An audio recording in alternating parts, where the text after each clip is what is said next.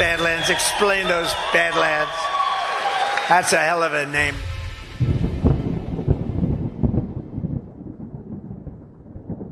You're still looking good.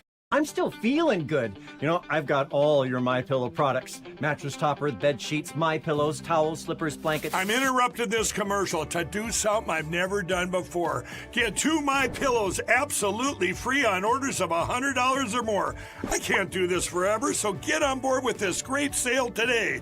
Our best-selling 6-piece bath towel sets or kitchen towel sets, just $29.98.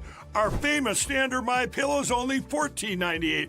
Queens $18.98. King size only $1 more. Body pillows $29.98. Multi-use MyPillow 2.0s with pillowcase $9.98. Save $40 on our Spring Percale and Giza Dream bedsheet sets. Any size, any color. So go to MyPillow.com or call that number on your screen. Use your promo code to save up to 80% on all MyPillow products. And when you spend $100 or more, get 2 standard MyPillows absolutely free. By now, you've probably seen the new collab between Rise and Badlands Media. But I'll tell you what you haven't seen yet. The end of Clown World as we know it. But have no fear. Introducing the latest addition to the Badlands INTL lineup. The sequel to the best-selling Psy-War series. We've been conditioned by these clowns to accept their circus. But it's time to unwind that and strike them out the history books. The future belongs to the real, and we've got it in droves. Go to badlandsmedia.tv/rise for the full line of premium and direct-to-garment streetwear. Made to order right here in the good old US of A, the heart of the resistance. The fall of Clown World is upon us, patriots. Let's make it official.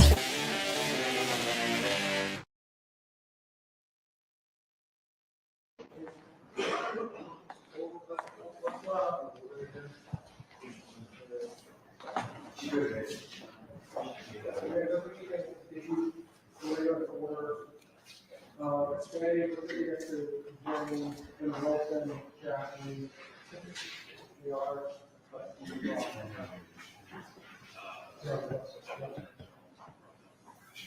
well, they want to. Thank you, everyone. My name is Adam Piper. I'm the Executive Director of the Republican Attorneys General Association. Behind me today are some of our finest attorneys general. They will be joining Attorney General Pam Bondi, a former chair of the Republican Attorneys General Association, now our nation's Attorney General, along with President Trump at Main Justice in a couple hours. I will kick off with Attorney General Marshall, one of our other previous chairs, who will talk about what he is doing to work with the Trump administration to keep America safe and make America safe again. General Marshall. Again, good morning. It is a pleasure to be able to join our dear friend, Attorney General Pam Bondi, today, along with President Trump, to have a very transparent and candid discussion about crime in our country and what this administration and their partnership with state AGs are going to do to make our community safer. We simply need to look back to the first Trump administration to know the value of the cooperation of both federal and state law enforcement and the difference it makes. I've been a prosecutor now for almost 30 years. And never in my lifetime as a prosecutor did I see the collaborative and cooperative efforts between federal and state law enforcement to deal with gun crimes on our streets. We made significant gains. We were able to take violent felons off our streets. And sadly, the new administration did not share that emphasis or that effort. Seemingly, our federal law enforcement was more concerned about parents at school board meetings or churches than they were in addressing the growing violent crime problem across our country.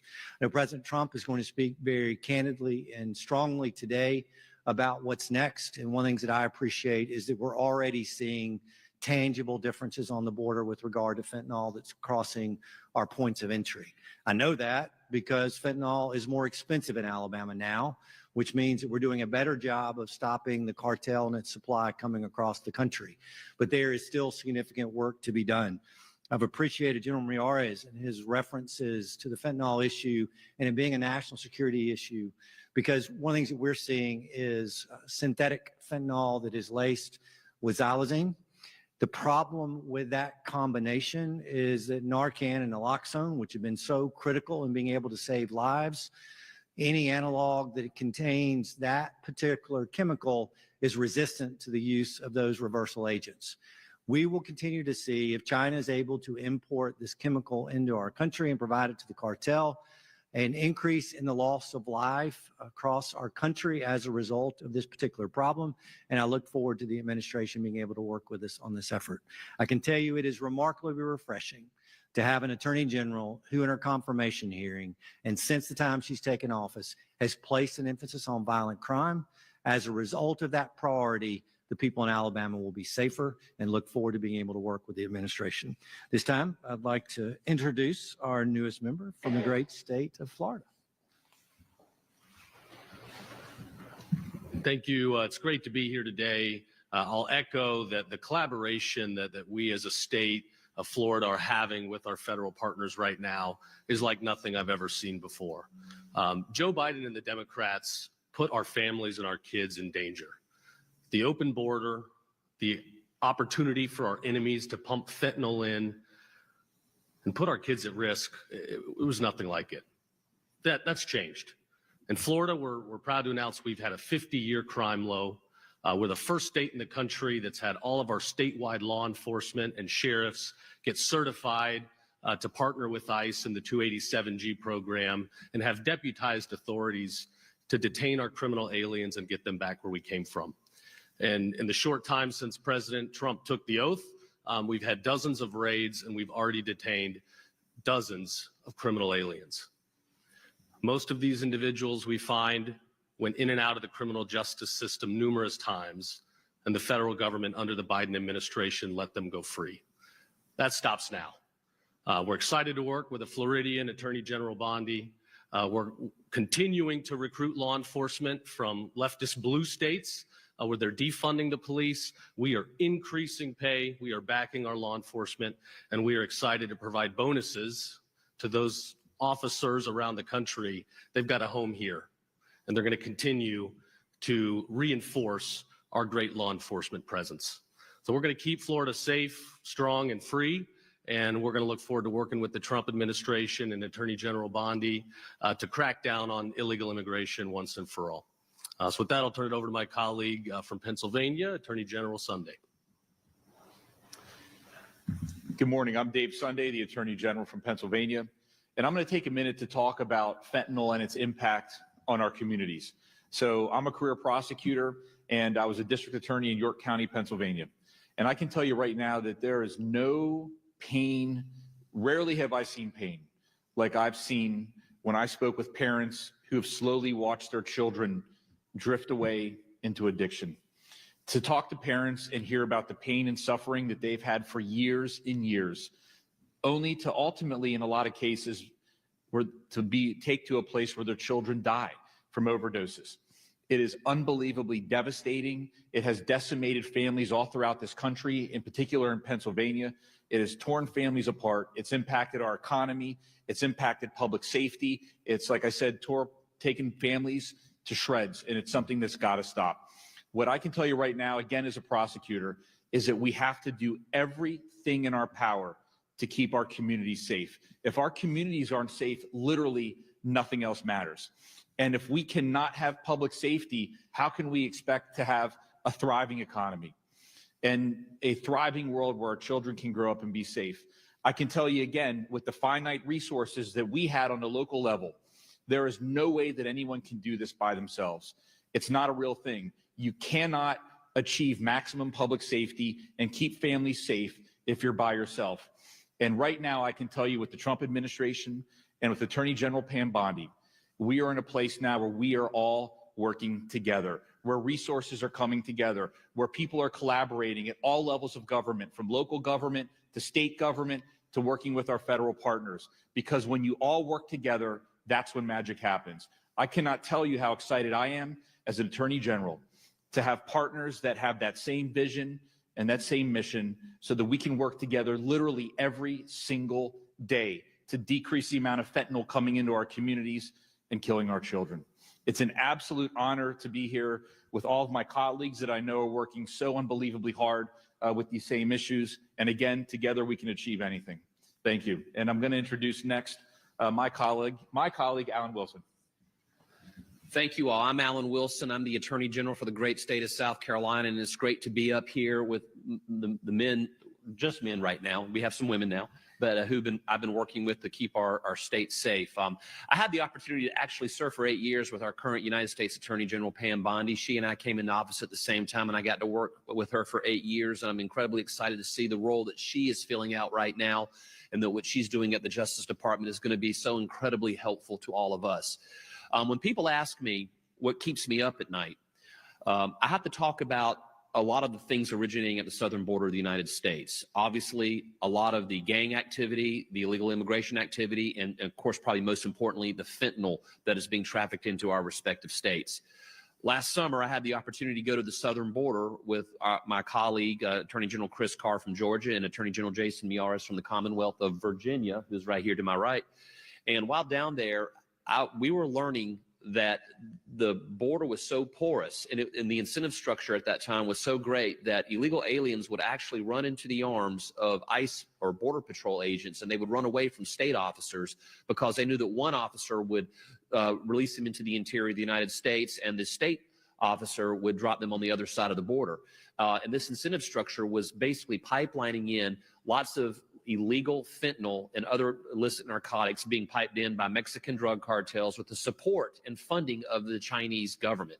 I learned at that time that there was an increasing number of Tren de Agua, TDA gang members. You've heard of MS-13, we've now heard of Tren de Agua.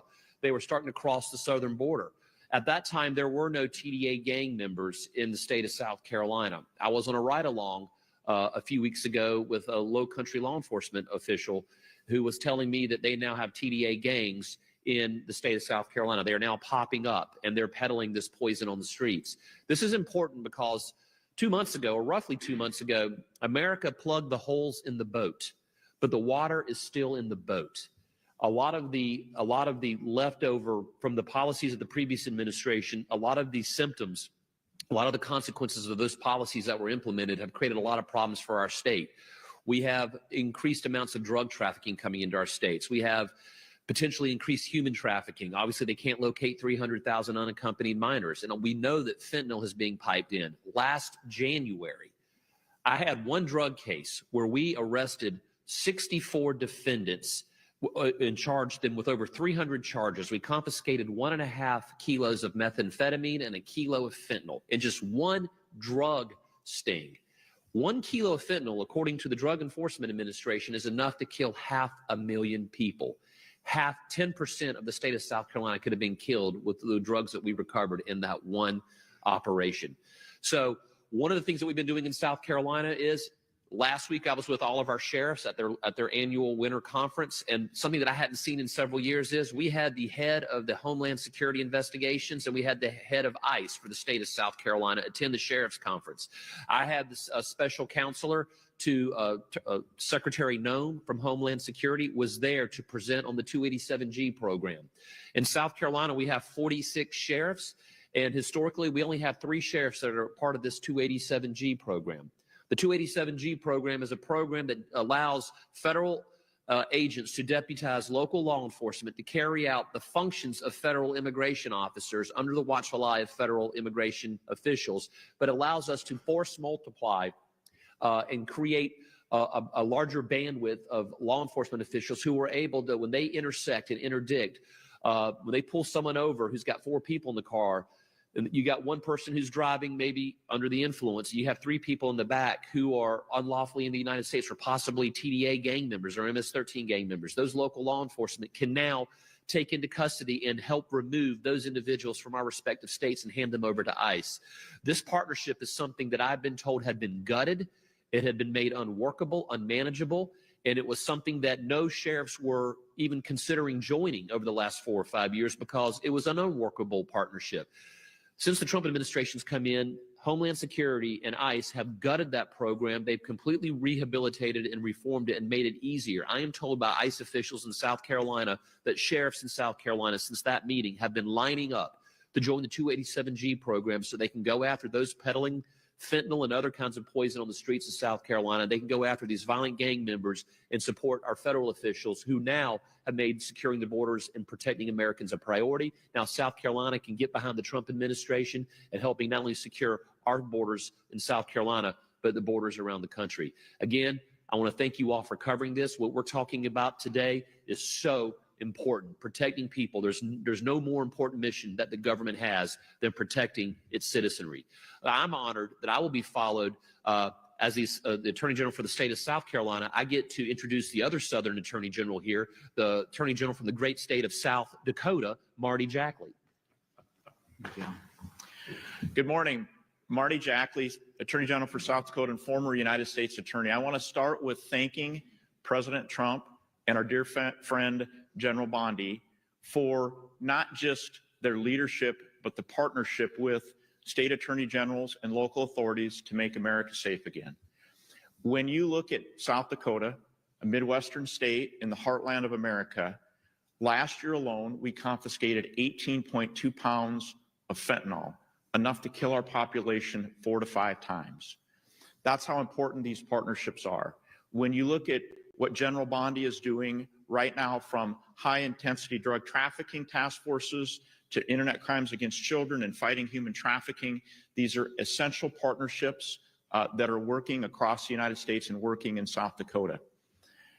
I've been blessed in South Dakota with a very strong public safety-minded legislature. From strengthening our laws on fentanyl distribution to fighting human trafficking, they've given us in law enforcement the tools to address and make our communities safer, which is why these partnerships are so significant and so important for us to be able to get the laws enforced to protect our communities.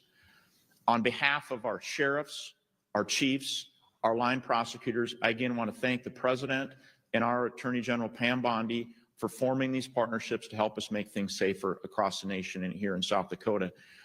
I too get the privilege of introducing a close friend of mine, the Virginia Attorney General, Jason Marios. As my friend General Wilson noted, several of us went to the border last year, and to give you kind of a sense of both what we saw and just the numbers, during the Biden administration, there were over 8.2 million illegal crossings into the United States. That's larger than the population of 32 U.S. states. Enough fentanyl crossing our southern border to kill every man, woman, and child in the United States 3 times over. During the peak years in the Biden administration, 105,000 Americans were dying every year from addiction overdose. And you hear those numbers, and it's easy just to kind of hard to a little bit to quantify it. To put things in perspective, we were losing 55,000 Americans. We lost 55,000 Americans in the Vietnam War over the course of 15 years, plus years. So it was the equivalent of 2 Vietnam Wars every 12 months. Now, when I was, when our dear friend, General Moody, who's now Senator Moody, and the individuals that were in office at the time, they all joined a joint letter to the Biden administration begging them, not just to get some control over the border, but to declare the cartels a foreign terrorist organization. Because the Sinaloa cartel, in my personal opinion, is the most dangerous criminal enterprise on the planet, I would argue probably in the history of the world. They have decided to conduct chemical warfare on our children. They have created an unholy alliance with the Communist Party of China, and they have now taken away so many of our children in our community, and every Attorney General behind me has had those horrific conversations. As one of my colleagues noted, there is no cry as horrific as the cry of a mother that has lost her child. But we've heard it. We begged the administration, the Biden administration, to do something. I would argue they did next to nothing. So I cannot tell you how refreshing it is to see in the first 30 days, I've received more phone calls from the Department of Justice on how we can collaborate and work together the first 30 days under General Bondi than I did in my previous 3 years as Attorney General. Within their first 30 days, something we begged them to do and they refused to, they declared the cartels a foreign terrorist organization. Because we know once you take things seriously and you actually want to both close our border and go after these dealers, you see results. In Virginia, when Governor Youngkin and I took office, murder rate was at a 20-year high. Addiction rate was at a 3-4 decade high. The latest numbers is our addiction rates have dropped 40% from our 2021 high. second lowest drop in the entire country. Our murder rates now dropped by a third. What did we do? Intervention, prevention, and yes, prosecution. You have to go after these repeat offenders. You have to go after these dealers. You got to get them off their streets. And so we've seen those results because we know that it works. And so I can't tell you what a night and day difference we've seen with this Justice Department taking these transnational gangs seriously, taking the scourge of fentanyl seriously, going after the cartels. We know the results are going to be different. And so I want to say thank you, and we look forward to working with them to keep our streets safe. And now I get to introduce a fellow Virginian from a different state, but my colleague and friend from the Great Attorney General of West Virginia, J.B. McCluskey. Good morning, everybody.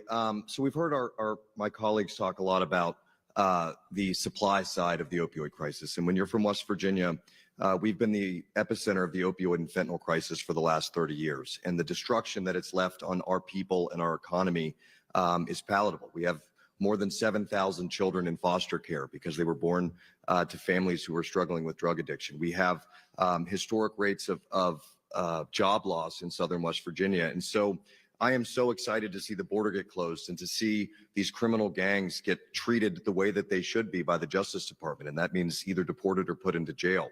But what I'm the most excited about in working with this Justice Department and President Trump is that they understand the demand side as well. And in West Virginia, there's a hopelessness in so many of our communities that have been forgotten by the federal government, a federal government that said that energy jobs don't matter, that coal jobs don't matter, that gas jobs don't matter, that rural people don't matter. If you live in flyover country, your job and your economy is irrelevant. President Trump and this administration, if you look from the EPA to the Department of Energy to the Department of Education to the Department of Veterans Affairs, is doing so much to raise the hopes and the likelihood of success of not just West Virginia's addicts, people that are trying to get better and trying to find a great job in the place that they live, but the children of West Virginia are seeing that there are people in this country who believe in West Virginia. They believe in the things that we can do, and they believe that tomorrow is going to be better than today. And the only way we're ever going to truly stop this fentanyl and opioid crisis in this country is to, one, put all the bad guys in jail, and we're asking the Senate to please pass the Halt Fentanyl Act as soon as they possibly can. It's enormously important, not just to West Virginia, but the country, but to also give hope to so many people that live in communities that have been forgotten. And these communities are the very communities that voted overwhelmingly for President Trump. And the reason they did so is because they know that they're seen by him, they know that they're understood by him, and they know that his administration is doing everything they can to give the children a chance at a great life and to give their parents a chance who might be addicted at getting off of drugs and finding a life outside of addiction that is meaningful to them as well. So it is my great pleasure to introduce Rob Duncan, the Chief Deputy Attorney General from the great Commonwealth of Kentucky. Excuse me. They get very mad when we get that wrong. But Rob, thank you. Good afternoon, everybody. My name is Rob Duncan. I'm the Deputy Attorney General for the Commonwealth of Kentucky. I'm here on behalf of Attorney General Russell Coleman, who sends his regrets, but for a family commitment, he would have been here with you today. As a former federal prosecutor and now the Deputy AG for Kentucky, I have seen firsthand the devastating impact that fentanyl and fentanyl analogs have caused on the Commonwealth. The death and destruction from just one pill is unimaginable. And as Attorney General McCluskey said, we urge the Senate to pass the Halt Fentanyl Act to give law enforcement additional tools by scheduling fentanyl analogs as Schedule I drugs. It allows law enforcement and prosecutors to hold the traffickers of this poison accountable. As my colleagues have indicated, I would also like to have already indicated the great collaboration and partnership among the state AGs and this administration. The leadership of President Trump, the leadership of President Bondi has led to this increased emphasis and renewed focus on law enforcement and protecting the public that we all share in our respective offices in our states. So I'd like to thank you all for this opportunity today. I'll turn it back over now to Adam Piper. Thank you, Rob and generals. We're on a little bit of a tight schedule, but can take one or two questions if there is one from the audience.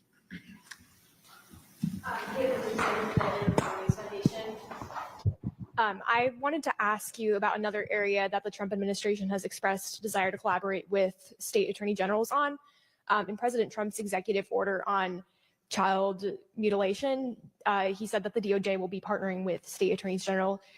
Do you have plans to look into hospitals that are providing these procedures for children, or what will collaboration on this issue look like? First off, I'll speak for South Carolina. I think my colleagues can speak for their states. In South Carolina, we passed a Help Not Harm bill. This is something that I am defending in court right now. I think each of us in our respective states can defend the laws that our state legislatures pass. I also intend to defend President Trump's executive order. Obviously, we were up here for the Scammetti case. I know General Marshall's been a leader in this area as well, but in South Carolina, overwhelming majorities of people support laws on the books that protect children from those mutilations. And basically, when you're injecting hormones that chemically change a person at the age of 12 for the rest of their life, or you mutilate their genitals and you change who they are for the rest of their life, these are irreversible decisions. And the states have a right to pass laws that protect them from that harm.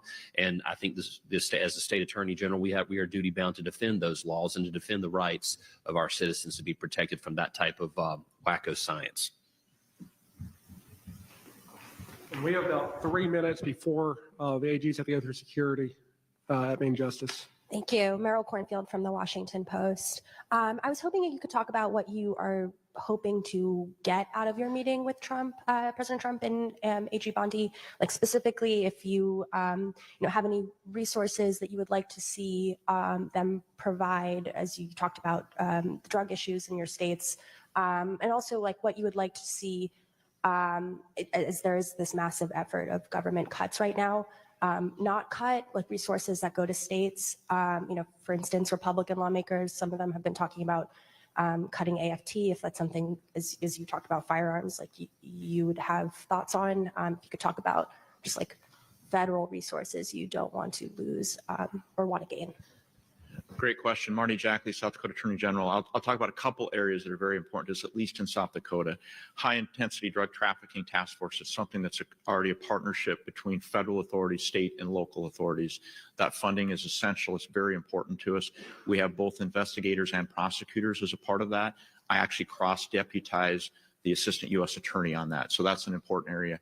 The ICAC, Internet Crimes Against Children Task Force, oftentimes in smaller states, we'll go beyond just the internet crimes. We'll deal with human trafficking. I talked a little bit about how our state passed the Attorney General's package on strengthening human trafficking laws. So we'll need some additional resources on that. So that's, again, kind of one of those areas that I see this partnership, additional people and resources and technology would be very helpful in protecting the public. I mean, I would say here, particularly in the capital region, the joint task force on these transnational gangs, I think is going to be critical. HIDA as well. I would say I would love to see additional partnership with what we've done in Virginia, Operation Ceasefire, which we launched. We cross-designated assistant attorney generals in my office with the U.S. Attorney's Office in our 13 most violent cities in Virginia. We've had a 66% reduction in our murder rate in our targeted cities, because when you go after repeat violent offenders, you lower crime. Depending on the study, but on average, roughly 5% of felons are committing over 50% of the violent felonies. You want to lower violent crime? You want to lower gun violence? Go after those repeat violent offenders. That's what we've done in Operation Ceasefire in our ceasefire cities. We would personally love to get the resource of the federal government to expand that and give it more prosecutors going after these repeat offenders.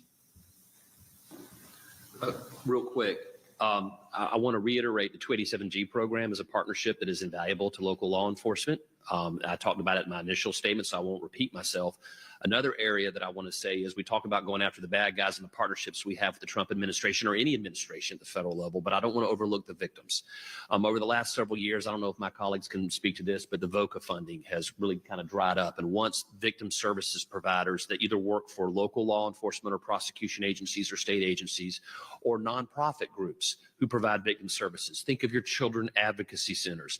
Once that funding dries up, and a lot of these folks rely on some of the grant funding, once that dries up, and once they shutter their doors, that service goes away forever, and it's likely to never come back. So maintaining the funding for Victims of Crime Act grant money is something that is very important to me in South Carolina. I'm sure my colleagues would probably concur with that.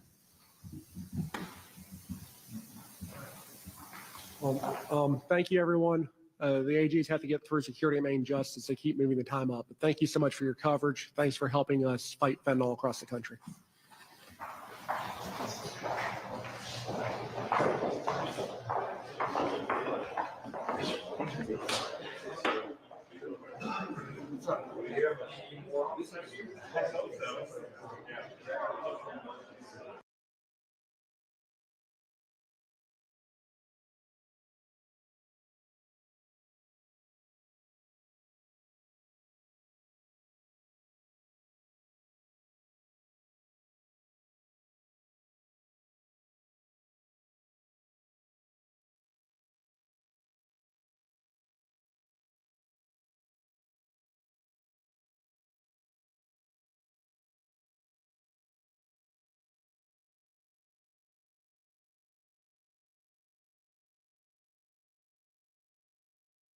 The workers, based on what they've seen in the past, are very worried about the future because, frankly, their leadership has failed to serve them.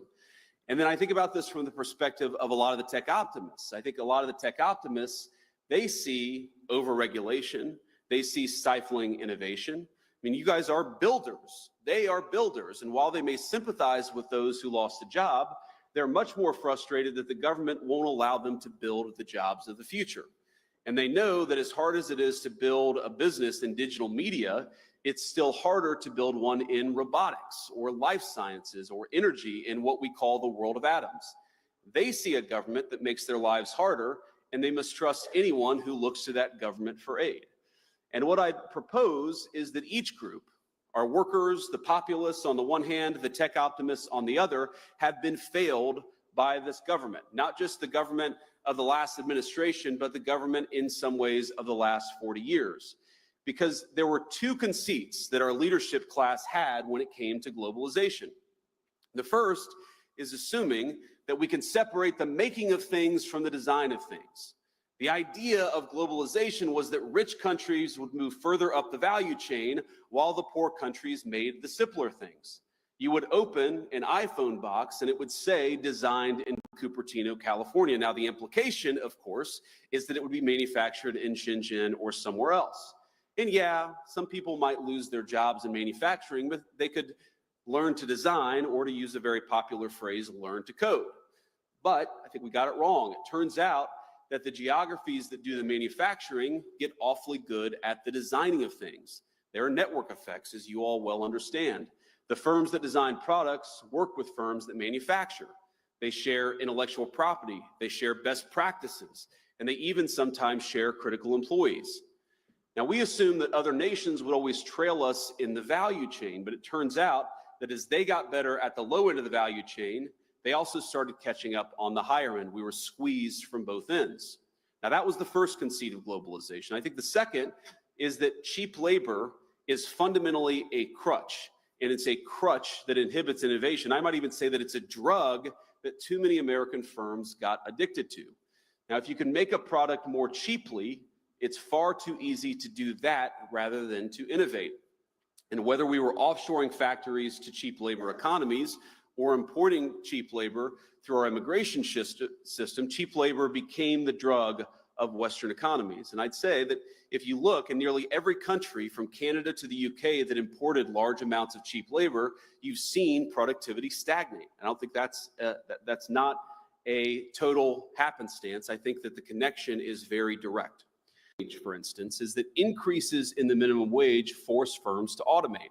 So a higher wage at McDonald's means more kiosks. And whatever your views on the wisdom of the minimum wage, I'm not going to comment on that here. Companies innovating in the absence of cheap labor is a good thing. I think most of you are not worried about cheaper labor. You're worried about innovating, about building new things, about the old formulation of technology is doing more with less. You guys are all trying to do more with less every single day. And so I'd ask my friends, both on the tech optimist side and on the populist side, not to see the failure of the logic of globalization as a failure of innovation. Indeed, I'd say that globalization's hunger for cheap labor is a problem precisely because it's been bad for innovation. Both our working people, our populists, and our innovators gathered here today have the same enemy. And the solution, I believe, is American innovation. Because in the long run, it's technology that increases the value of labor. Innovations like the American system and the interchangeable parts revolution it sparked, or Ford's moving assembly line that skyrocketed the productivity of our workers. That's how American industry became the envy of the world.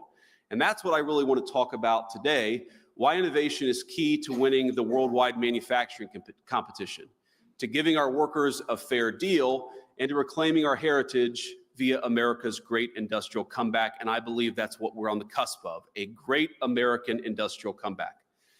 Because innovation is what increases wages. It's what protects our homelands. And I know we have a lot of defense technology companies here. It's what saves troops' lives on the battlefield.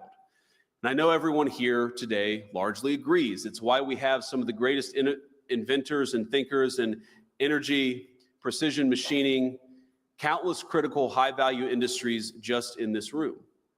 And I think the other thing that unites all of you is that you're builders. And I use that word deliberately. I was very moved by Mark's manifesto from a few years ago about America. We are a nation of builders. We make things, we create things. Each of you came to this summit not because you developed some flash-in-the-pan application, but because you're building something very real. You're raising new factories, you're turning profits back into R&D, and you're creating new good-paying jobs for your fellow Americans. And this is why I'm such huge fans of yours, of Ben's and Mark's, and of the entire endeavor. And that we recognize now in our administration is the time to align our work interests with those of all of you. It's time to align the interests of our technology firms with the interests of the United States of America writ large. Now, all of you in your own ways have answered that call. After all, there's nothing forcing anyone to be in the room today. Each one of you could have set up headquarters in Southeast Asia or China, I'm sure, and you would have done quite well for yourselves financially. But you're here, I hope, because you love your country. You love its people, and the opportunities that it's given you, and you recognize that building things, our capacity to create new innovation in the economy, cannot be a race to the bottom.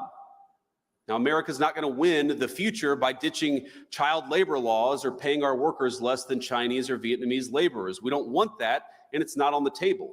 We can only win by doing what we always did, protecting our workers and supporting our innovators, and doing both of those things at the same time. And so I want to talk a little specifics here. The Trump administration's great plan for staging the great American manufacturing comeback is simple. You're making interesting new things here in America? Great. Then we're going to cut your taxes. We're going to slash regulations. We're going to reduce the cost of energy so that you can build, build, build. Our goal is to incentivize investment in our own borders, in our own businesses, our own workers, and our own innovation. We don't want people seeking cheap labor. We want them investing and building right here in the United States of America. And so if you'll allow it, I'd like to talk about a few ways that the Trump administration is already pursuing a pro-innovation economy that allows our workers to thrive and our companies to outcompete their foreign peers. In short, an economy that is vibrantly America first, that serves Americans from all walks of life and of every kind. Now, first, President Trump is starting with, and is dead serious about, rearranging our trade and tariff regime internationally. We believe that tariffs are a necessary tool to protect our jobs and our industries from other countries, as well as the labor value of our workers in a globalized market. In fact, combined with the right technology, they allow us to bring jobs back to the United States of America and create the jobs of the future. Just look in the past few months at the auto industry as an important example. When you erect a tariff wall around a critical industry like auto manufacturing, and you combine that with advanced robotics and lower energy costs and other tools that increase the productivity of U.S. labor, you give American workers a multiplying effect. Now that in turn allows firms to make things here at a price competitive basis. Our president gets that, which is why last month we posted 9,000 new auto jobs after many, many years of stagnation or even decline in the auto sector. It's why just weeks in, we already have new planner production announcements from Honda, from Hyundai, and Stellantis worth billions of dollars and thousands of additional jobs on top of the ones that were already created. Now this takes work. It took, in the president's first term, the president ripping up NAFTA and creating a new U.S. deal for American manufacturers in North America. But there's important work, and we're going to do it. Now, second, all of this is why the president is approaching the issue of illegal immigration as aggressively as he has, because he knows that cheap labor cannot be used as a substitute for the productivity gains that come with economic innovation. And so we've cracked down on illegal immigration at the border, where the results speak for themselves. Last month, migrant crossings were down 94% to their lowest number all time, and that happened just in 2 months of serious border enforcement. Thanks to President Trump's leadership, last month, for the first time in over a year, the majority of job gains went to American citizens born on U.S. soil, and that's important. For the first time in over a year, the majority of job creation actually went to American citizens. The third, this administration is focused on reducing our input costs for our manufacturers and for everybody else. Achieving energy abundance, and I know Doug Burgum was here earlier, will be here later, is top of mind, because when we look at some of the most exciting applications of new technologies, we realize it's going to take a lot of power to keep them running. And we're thrilled to have our friends from the United Arab Emirates, a number of the business leaders and government leaders in town this week for meetings with our government. And one of the things they consistently hammer upon is something that unfortunately too few of our European allies tend to get, is that if you want to lead in artificial intelligence, you have got to be leading in energy production. So we are going to set the pace there, and we are going to lead from the front. Now, we are already seeing, the good news is, signs of progress, even just a couple of months in. Gas and diesel prices are dropping. The cost of a barrel of U.S. crude is way down. And last Wednesday, the administration took major steps to make energy even cheaper and liberate our companies from stifling environmental regulations. Now, that is great, but of course, there's a lot more work we have to do over the next 4 years. Getting the tax bill right is especially critical for all of you and for all of your workers. We know how important it is to restore 100% bonus depreciation for capital investments, as well as full expensing for R&D. Again, we want people to invest in America, and we're going to make sure the tax code reflects that. In order to build on the success of the original tax law, meaning the tax law from the president's first administration, our administration is working to broaden some provisions that are critical to the industrial base, like expanding full expensing to cover factory construction. For business owners, including manufacturers, making the 2017 tax cuts permanent will provide further confidence and predictability to invest in new technology and equipment, hire more American workers, and grow all of your businesses. But we have a lot more to do, but the country's already starting to see the payoff of this administration's bold economic agenda. For producers and consumers alike, inflation is finally starting to come down. Core CPI last week dropped to its lowest number since April of 2021. And when it comes to the labor market, last month's jobs report showed a massive reversal. 10,000 new manufacturing jobs created, where the previous year we had lost over 100,000 manufacturing jobs. As you may have heard the president say, in less than 2 months since he took office, he's already secured more than $1.7 trillion in new investments across the United States. That's hundreds of thousands of new jobs in manufacturing, AI, other hard tech sectors, and more. So we think there's a lot to be excited about. There's a lot that we're excited about, and we certainly hope that you guys are excited too.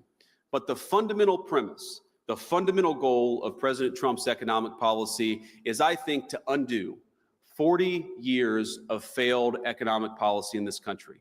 For far too long, we got addicted to cheap labor, both overseas and by importing it into our own country, and we got lazy. We overregulated our industries instead of supporting them.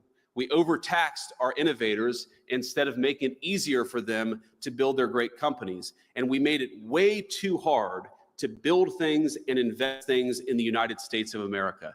That stopped 2 months ago, and it will continue to stop, and will continue to fight for American workers and the American businesses that hire them and that support them. So I want to thank you all for two things. Number one, I want to thank you all for doing what you do. Again, you could have chosen the easy path. Every single person in this room, as the president would say, you're all very high IQ. You're some of the most talented people in the United States of America. You chose to build a business right here in the United States of America, and for that, I'm grateful. But the second thing I want to say is that I think you're not just building your own business. I think that you are part of a great American industrial renaissance. Whether it's the war of the future, the jobs of the future, the economic prosperity of the future, we believe that we must build it right here in the United States of America. So thank you all for building. Thank you all for building in America. And thank you all for building the kind of society that I want to raise my children in. God bless you all. Thanks for having me.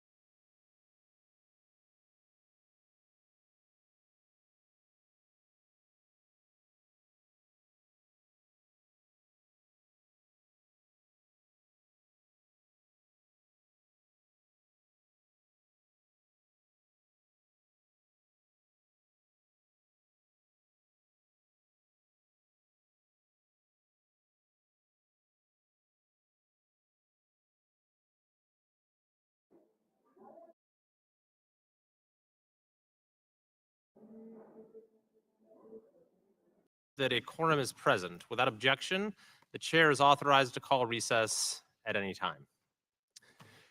Education outcomes in the United States continue to plummet. The recently released Nation's Report Card paints an alarming picture. Math and reading scores continue to decline despite a steady increase in overall spending. As a result, millions of young people are being deprived of the skills needed for success in college, careers, and life. This is also a long-term risk to our nation's prosperity and security.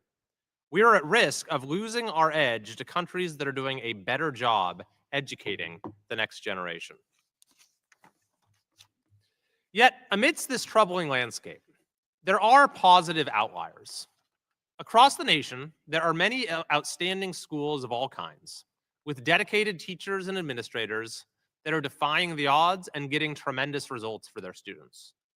In particular, states and communities that have embraced school choice in all of its forms are defying the national trend. These success stories provide a starting point for the education reform that America needs. Indeed, America's education landscape is increasingly a tale of two models. On one hand, some states have used every lever of policy to limit the options available to families. These jurisdictions share certain perverse features. Students are assigned to a neighborhood school with few, if any, alternatives.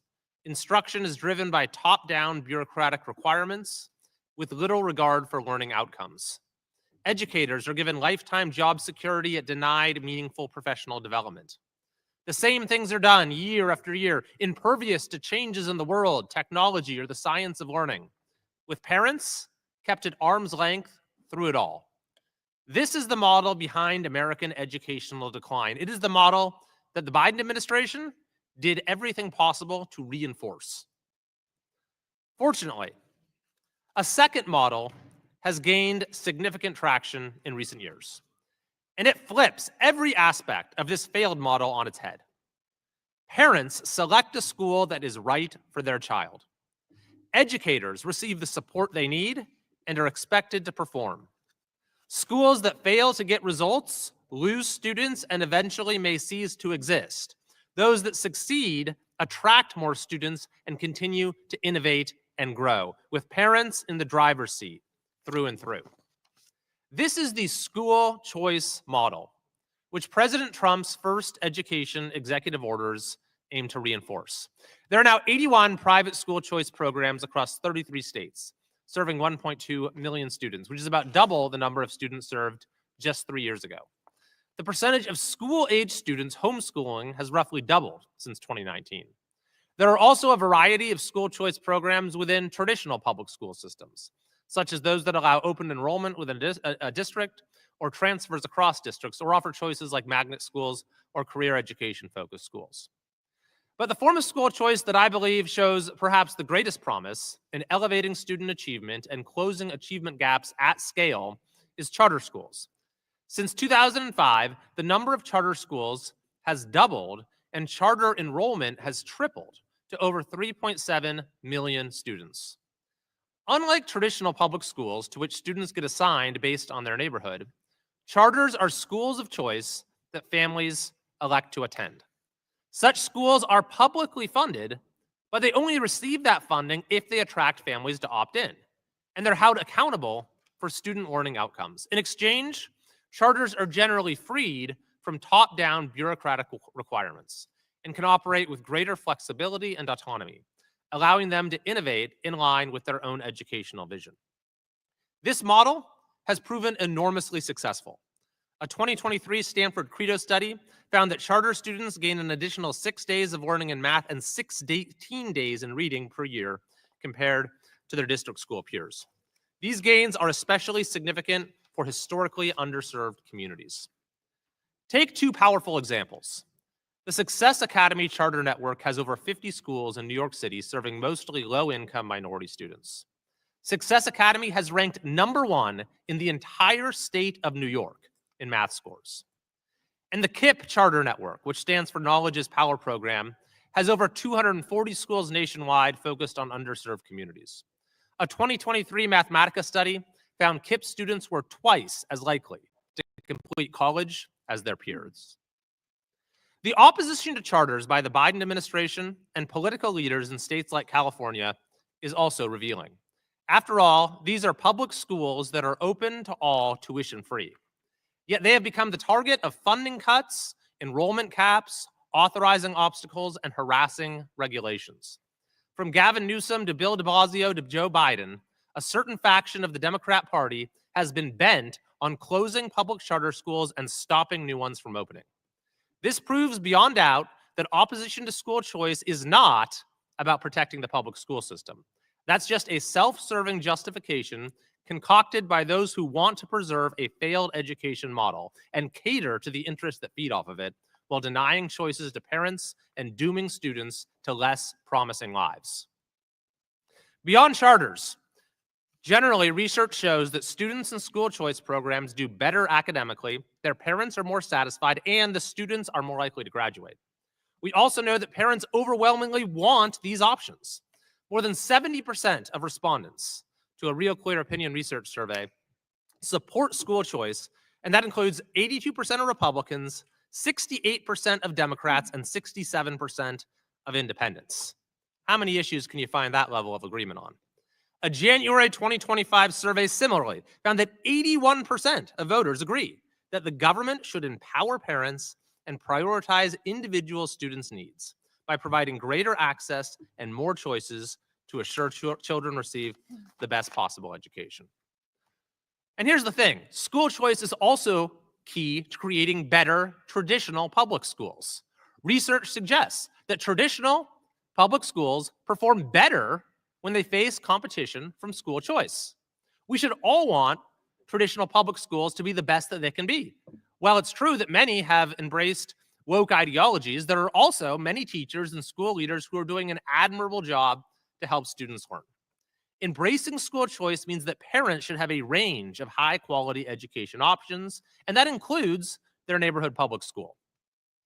Education is fundamentally a state and local issue, but there's a limited role for the federal government as well. For example, The Educational Choice for Children Act, which I am co-sponsoring, would create a federal tax credit so that donors could better fund private scholarships for children across the nation. This bill would help ensure that students, even in states without school choice programs, those that have adopted this failed model, could access the education they need and deserve. In addition, federal charter school grants, which President Biden tried to reduce, are vital for many founders starting new charters or replicating successful schools. And finally, we can highlight the benefits of school choice and encourage the expansion of successful programs across the country. This can be the year that we begin reversing the decline of American education. And today's hearing is an important first step.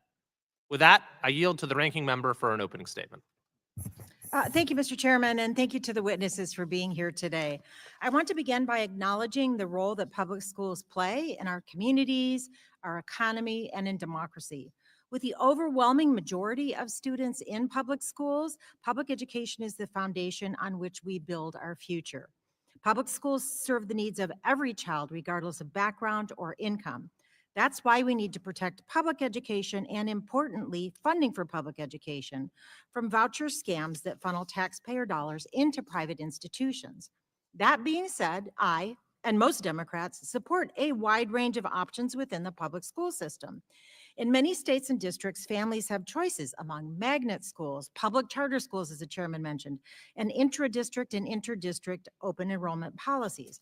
For example, in the district I represent, we have some of the top magnet programs in the state, including Portland's Benson Polytechnic High School, a CTE magnet school that offers major programs in automotive, building construction, electrical engineering, health occupations, media production, and more. And the Beaverton School District has many choices: an international magnet, arts and communication magnet, and the Beaverton Academy of Science and Engineering. These valuable opportunities are offered to all students, and most importantly, they are offered at free public schools that are required to comply with the Individuals with Disabilities Act. I want to note that the chairman mentioned woke ideologies, and this is just another reminder that the federal government does not by law set curriculum. But let's talk about universal vouchers, which are often pushed with little or no income restrictions, meaning that every student, whether from a single parent home where the mom is working and making minimum wage, or from a billionaire family like Elon Musk's, they could all receive the same amount of taxpayer money, all while the public schools that serve the rest, the majority, are left to do more with less. And in this discussion, we must consider rural areas. In the district I represent, I have urban areas, but I have a lot of rural school districts where the public school is the heart of the community, and the only option is a public school. So in those rural school districts, I know what kind of reaction I would get if I told them that part of their public school funding was cut, but here's a voucher so your student can go to another school. There is no other school. And there's very little chance of bridging that funding gap, leaving them to either make cuts, increase class sizes, or both. And that's the main reason why several states, including Nebraska, Kentucky, Colorado, they've all rejected voucher schemes. Moreover, what message does it send to teachers and students who are already feeling the strain of a system that's underfunded and overburdened? Stripping away already strained public schools of more funding to support private schools is not the answer. The solution is clear. We must invest in public education so every child has the chance to thrive in the classroom. It's also worth noting that voucher schemes permit private schools to discriminate against students based on disability, religion, and other factors and they've also been found to increase segregation. And people across the country remain legitimately concerned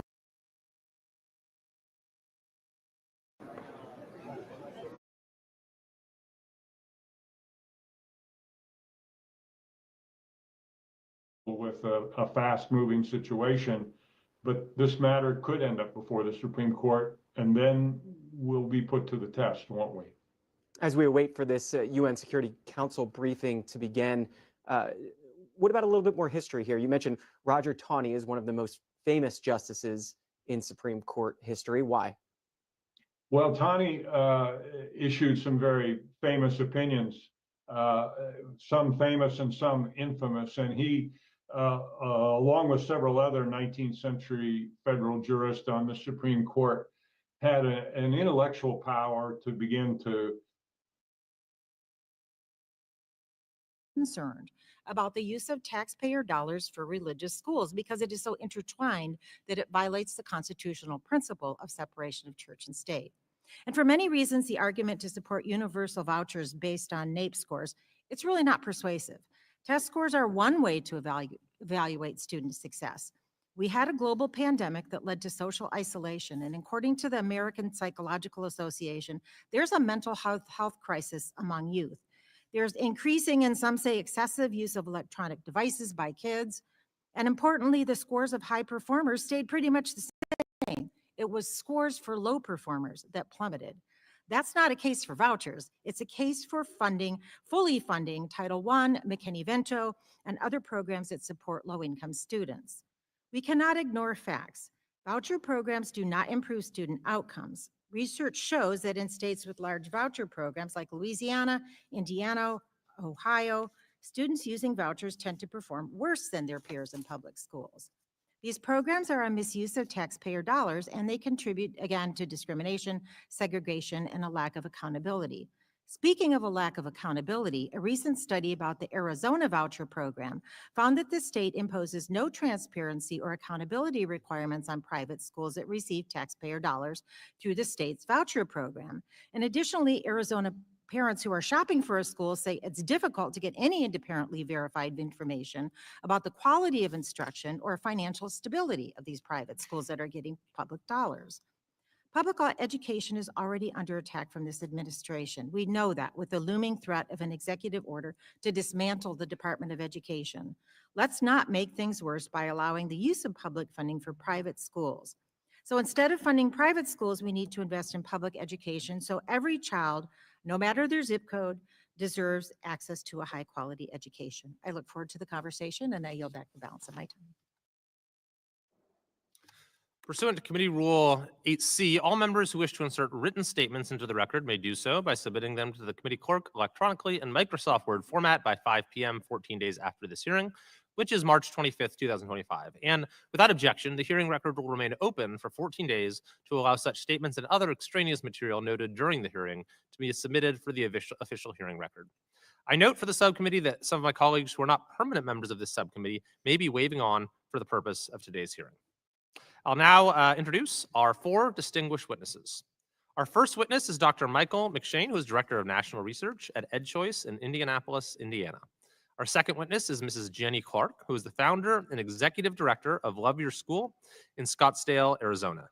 Our third witness is Ms. Jessica Levin, who is litigation director and director of public schools at the Education Law Center in Newark, New Jersey. And our fourth witness is Mr. Walter Banks Jr., who is national spokesperson at the American Federation for Children, which is headquartered in Dallas, Texas. We thank the witnesses for being here today, and we look forward to your testimony. Pursuant to committee rules, I would ask that you each limit your oral presentation to a 3-minute summary of your written statement.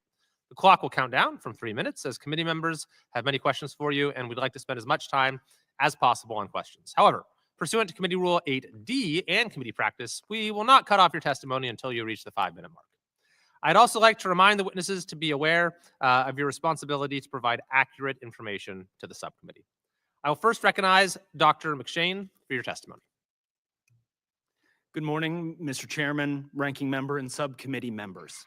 70 years ago, the economist Milton Friedman wrote a short paper titled The Role of Government in Education. In it, he argued that the government had a role in funding and regulating education, but did not need to directly operate it. Independent and autonomous schools could educate children, and parents could choose between different school models based on their needs and desires. This idea, school choice, is the topic of today's hearing. He closed the piece by predicting what such a system might yield, writing, quote, "The result of these measures would be a sizable reduction in the direct activities of government, yet a great widening in the educational opportunities open to our children. They would bring a healthy increase in the variety of educational institutions available and in competition amongst them. Private initiative and enterprise would quicken the pace of progress in this area as it has in so many others." We are not yet in Milton Friedman's ideal system, but the growth in educational options in recent years has redirected the American education system towards his vision, and we have some initial findings to see if his predictions have come true. Choice programs have widened the educational opportunities open to our children and the variety of educational institutions available to them.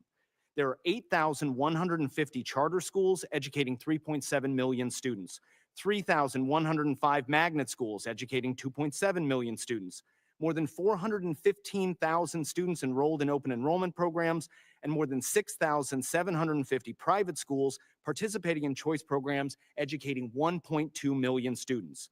Choice programs have nurtured the growth of different school models, from progressive Montessori and Waldorf schools to more traditional classical schools, schools from a variety of faith traditions and secular schools, micro schools, hybrid homeschools, co-ops, and probably new models that I don't even know about yet. Choice programs have sparked competition. 29 studies have been conducted on the effects of private school choice on students who remain in public schools. 26 have found positive results, 1 found no result, and only 2 found negative results. And third, private initiative has quickened the pace of progress. New and innovative schools are progress in themselves, but looking at the results for students participating in private school choice programs, 17 random assignment studies have been conducted. 11 found positive results for some or all students, 4 found no effect, and only 2 found negative effects. Looking at student attainment results, 7 studies have been completed, with 5 finding positive effects and 2 finding none. But our work is not done. Many students and families across this country still want more options. We need to learn from the programs that states are implementing to refine and improve them. We need to address other challenges that students and schools face. The task before us today is the very one Dr. Friedman articulated back in 1955, where, quote, the government would serve its proper function of improving the operation of the invisible hand without substituting the dead hand of bureaucracy. Thank you. Thank you very much. I'll next recognize Mrs. Clark for your testimony. Chairman and members of the subcommittee, good morning, and thank you for this opportunity to testify before the subcommittee today as it explores the benefits of school choice. My name is Jenny Clark, and I'm the founder and CEO of Love Your School, an Arizona-based nonprofit that helps families navigate their school options in Arizona, Alabama, West Virginia, and hopefully the rest of the country very soon. I'm a wife and a mother of 5 school-age children, 3 of which have diagnosed learning disabilities, and I founded Love Your School in 2019. Since then, our team has helped thousands of families access the educational setting that best meets their child's unique needs. I know firsthand with my own children and through our work at Love Your School how transformative education freedom can be for families, especially education savings accounts, or ESAs. Our family's school choice journey began 8 years ago as we homeschooled our 2 eldest sons and noticed they were struggling with reading. I reached out to my local school district and requested an evaluation under IDEA's child find process. And initially, the district told us that our boys simply lacked proper instruction. Knowing how much my husband and I procedure, I also invite His Excellency, Mr. Majid Abdulaziz, Permanent Observer of the League of Arab States to the United Nations, to participate in this meeting. It is so decided. The Security Council will now begin its consideration of item 2 of the agenda. I now give the floor to Mr. Tom Fletcher. Thank you, Madam President, and I welcome the opportunity to update the Security Council on the humanitarian crisis. Overnight, our worst fears materialized. Airstrikes resumed across the entire Gaza Strip. Unconfirmed reports of hundreds of people killed. New evacuation orders issued by Israeli forces, and once again, the people of Gaza living in abject fear. Modest gains made during the ceasefire destroyed. Humanitarian workers remain on the ground. I'm in close touch with them, ready to provide life-saving support to survivors and carry out our humanitarian mission. We must be allowed to do so. Last month, Madam President, I visited the occupied Palestinian territory and Israel to meet survivors, frontline workers, and authorities. In Israel, I met with survivors of the horrendous Hamas-led attacks on 7th of October at the Nir Oz kibbutz. I will never forget my visit there. 1 in 4 people killed or taken hostage. In the West Bank, I met with families whose homes were demolished and who faced daily threats of eviction and forcible displacement. And yet, compared to now, My trip coincided with some of Gaza's better recent days. A ceasefire was in place. Humanitarians were delivering hundreds of trucks every day, saving lives and restoring hope.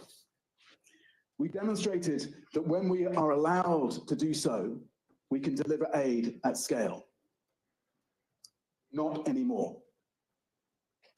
Today, I'm distressed to report that in addition to the intense airstrikes that have resumed, since the 2nd of March, Israeli authorities have cut off the entry of all life-saving supplies, food, medicines, fuel, cooking gas, for 2.1 million people.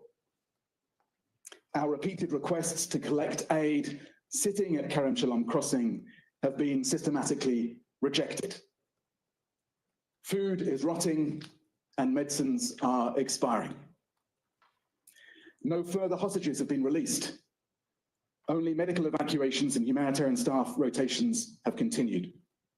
And even those came to a halt today. During the ceasefire, we surged support after more than a year of aid being placed on a drip feed. The suspension of aid and commercial materials is reversing that progress that we achieved during that brief period. Essential survival resources needed are now being rationed. Israel has cut power to southern Gaza's desalination plant, limiting access to clean water for 600,000 people. The price of staples have surged. Vegetable prices in North Gaza have tripled. 6 bakeries subsidized by the World Food Programme have closed due to shortages of cooking gas.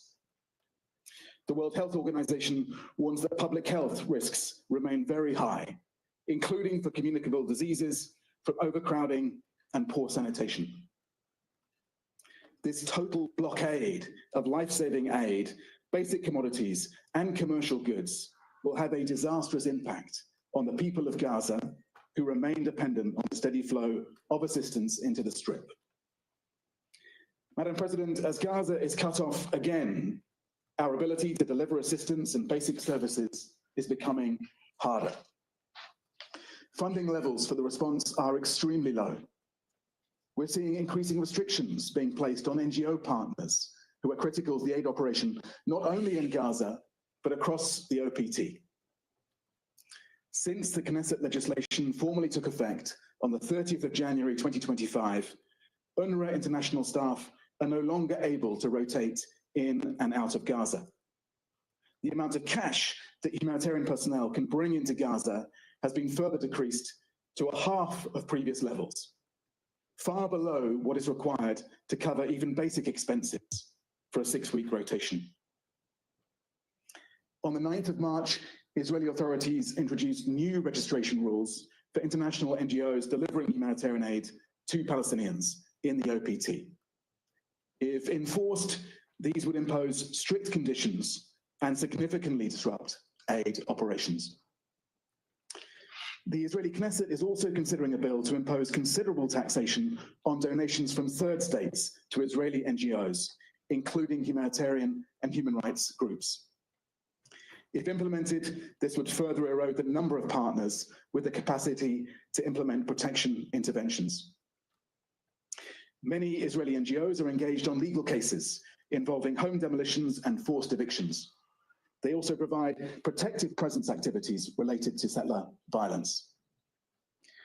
We continue to give what remains inside Gaza to those most in need. We are trucking water where we can, providing reduced food rations, and distributing shelter items. We continue to support hospitals with supplies, emergency medical teams, and casualty evacuations to hospitals in Gaza. Our education partners report that about 631 temporary learning spaces are now operational throughout Gaza, supporting over 172,000 students. But we cannot sustain this for much longer unless the crossings are opened again for aid to enter. Madam President, the 42-day ceasefire proved what was possible. Aid delivery was enabled, and we scaled up quickly and effectively.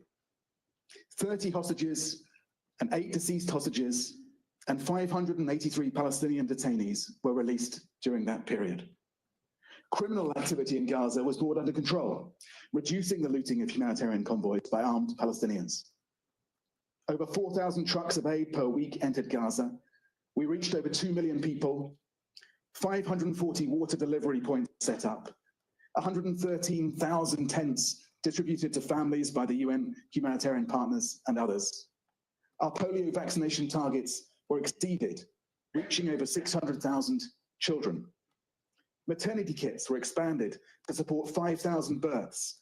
Thousands of postpartum kits were distributed for mothers and newborns. It proves what's possible when we're allowed to do our job. We cannot and must not accept a return to pre-ceasefire conditions or the complete denial of humanitarian relief. Civilians must be protected. Their essential needs must be met. International law must be respected. Madam President, I also have grave concerns about the protection of civilians in the West Bank. The situation there is an urgent crisis that must be addressed with the necessary international attention. Since the start of this year, 95 Palestinians have been killed, including 17 children, and 869 have been injured, including 179 children. The Israeli military has renewed wide-scale operations in the northern West Bank, deploying tanks for the first time in 2 decades. 40,000 Palestinians have been displaced in these operations, including from refugee camps and cities. Civilian infrastructure has been extensively destroyed. In Area C, Palestinian communities continue to be coerced off their land by settlement expansion, settler violence, and home demolitions.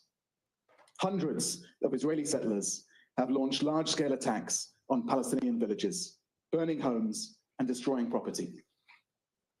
Over 800 movement obstacles, including over 20 new road gates and checkpoint closures, are severely disrupting Palestinians' access to work, healthcare, and essential services. Restrictions by Israeli authorities continue to prevent thousands of Palestinian worshippers from reaching holy sites. Madam President, 3 things need to happen right now. First and foremost, humanitarian aid and commercial essentials must be allowed to enter Gaza. Blocking food, water, medicine for people who need them is unconscionable. It also goes against international humanitarian law and the provisional orders of the International Court of Justice. Second, we must renew the ceasefire. Over 48,000 Palestinians have been killed and thousands more are missing. Over 1,200 Israelis have been killed. Over 100,000 Palestinians are injured, many with life-changing wounds. The return to hostilities overnight must cease. The suffering of the people of the region must end. A renewed ceasefire is the best way of protecting civilians in Gaza, in the OPT, and in Israel, releasing hostages and detainees, and allowing aid and commercial supplies in. And third, the humanitarian response must be funded. We have received only 4% of what is needed. We don't even have enough to get through this quarter. In closing, I'm reminded of a message I saw scrawled on a hospital whiteboard in Gaza, written by a doctor who was later killed. A message that has stuck with me. Whoever stays until the end will tell the story. We did what we could. Remember us. Madam President, colleagues on the Security Council, will we be able to say that we did what we could? Thank you. And I thank Mr. Fletcher for his briefing. I now give the floor to those council members who wish to make statements. I give the floor to the representative of Algeria.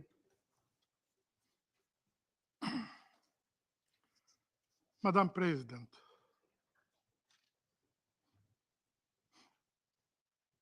at the outset, I would like to express my sincere gratitude to Mr. Tom Fletcher for his sobering and alarming briefing.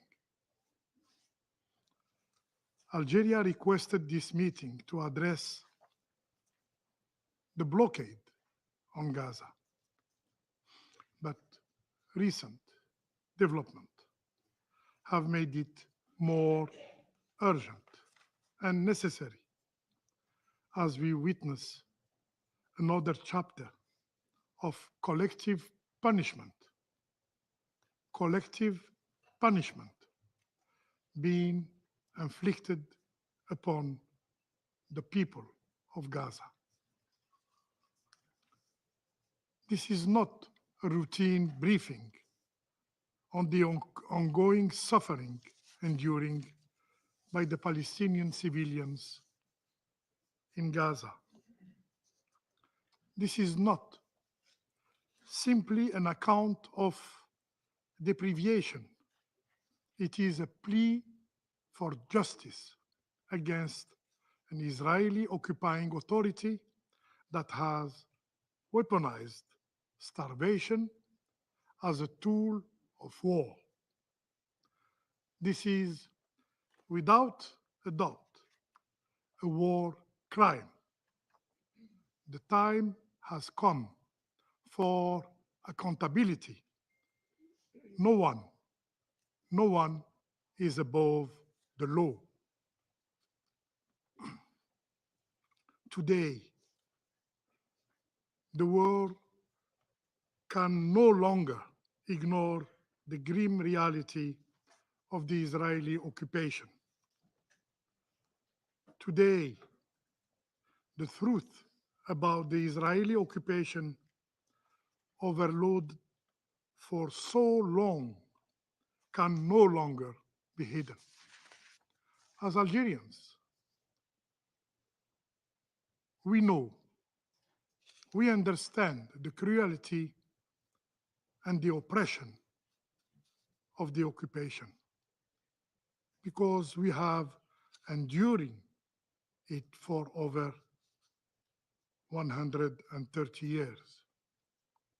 Occupation, the most horrible, the most shameful chapter in modern history, continues to wreak havoc, and it must be ended wherever it exists. Madam President, for now over 2 weeks, not a single aid truck have been allowed to enter Gaza. Not one. This deliberate blockade, timed to coincide with the holy month of Ramadan,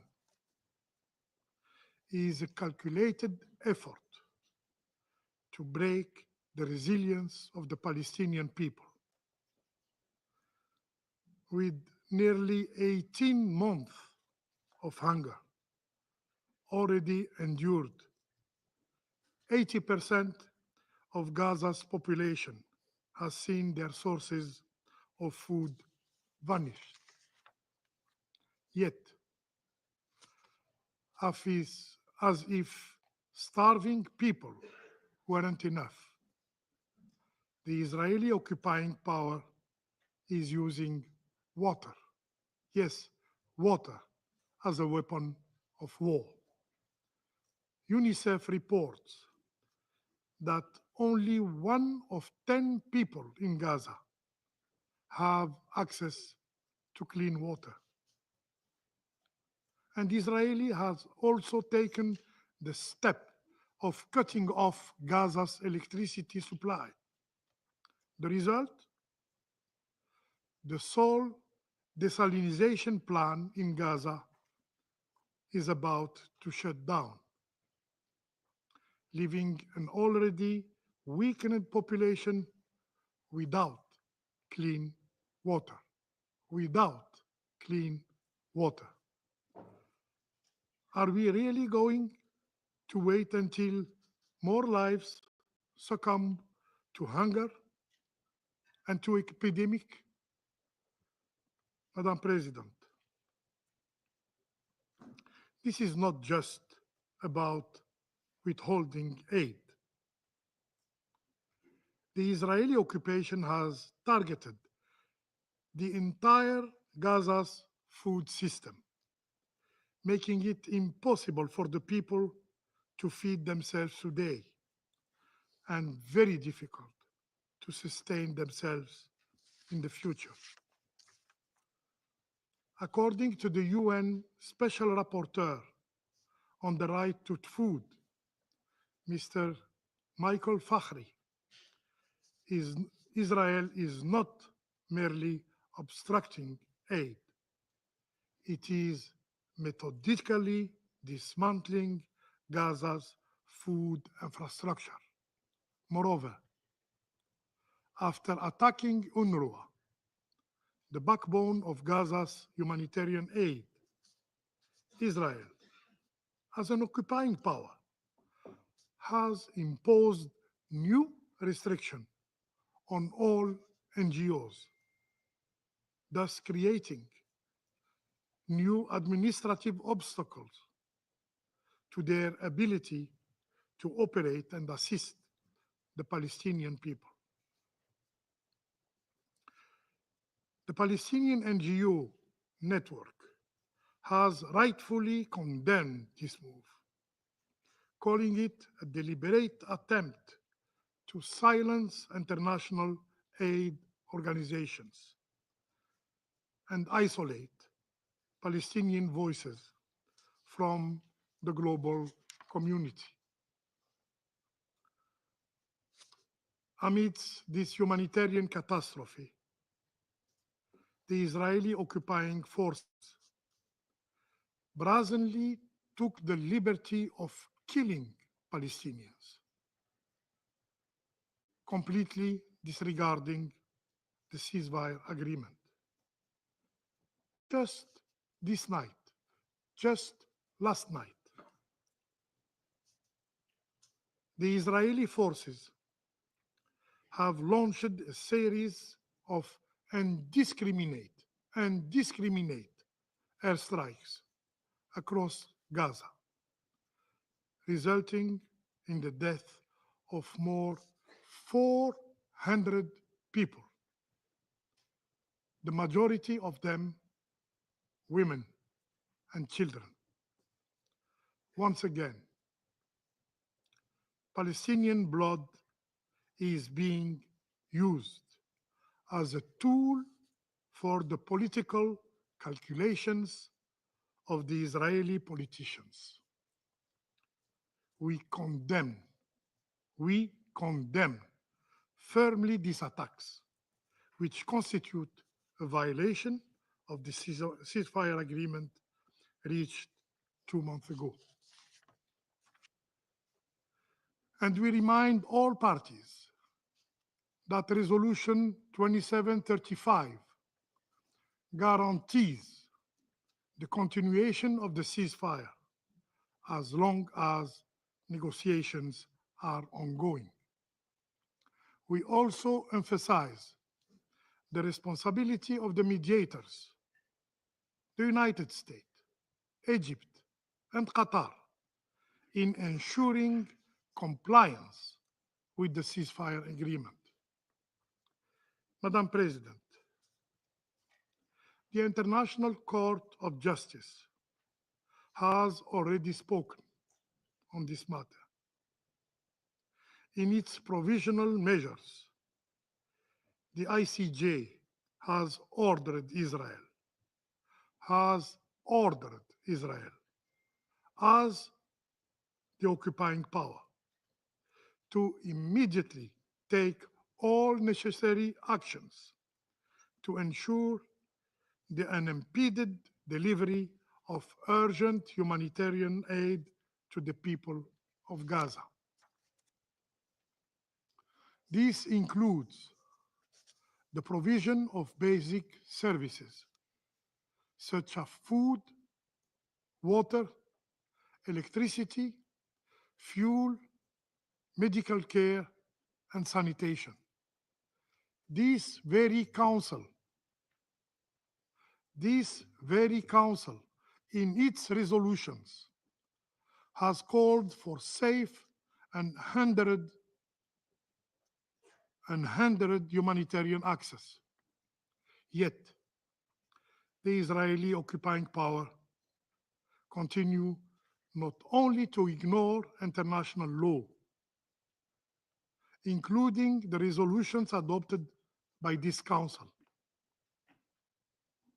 but to kill indiscriminately innocent Palestinian civilians. Madam President, we wonder what those who consistently invoke a so-called Israel's right to self-defense will say in response to this cruelty, to these atrocities. In Gaza, we are witnessing the systematic degradation of human dignity, the deliberate stripping away of the right of life, the right to life, to food, to water, and to basic human dignity. In Gaza, we are witnessing the demise of the values and principles that should be the foundation of international order.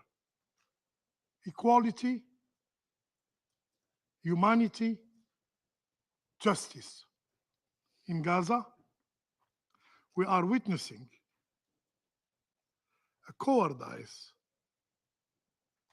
and brutality of the Israeli occupation that is in full display with no regard for innocent lives. Still silent, faced to these atrocities, the relevance of this council is seriously questioned. Will it ever dare to take responsibility? Will it ever act to stop this genocide and preserve what remains, if any, of its credibility? I thank you. I thank the representative of Algeria for the statement. I give the floor now to the representative of Somalia. Thank you, Madam President. I wish to begin by thanking USG Fletcher for his sovereign briefings and on the latest development in Gaza. The scale of destruction and loss of life demands our immediate attention and action. The humanitarian catastrophe unfolding in Gaza has reached unprecedented level of severity. We express our profound concern about the inconceivable decisions on March 2nd to halt humanitarian aid in Gaza by Israel to a territory where over 2 million people, including 1 million children, are desperately struggling to survive.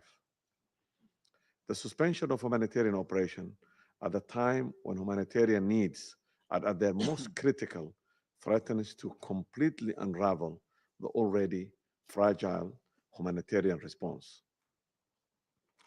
UNRWA's role is irreplaceable, and its services are indispensable for the survival of millions of Palestinians. We categorically reject Israel's use of starvation as weapons and any humanitarian attempt to use humanitarian aid as bargaining chip in ceasefire negotiations.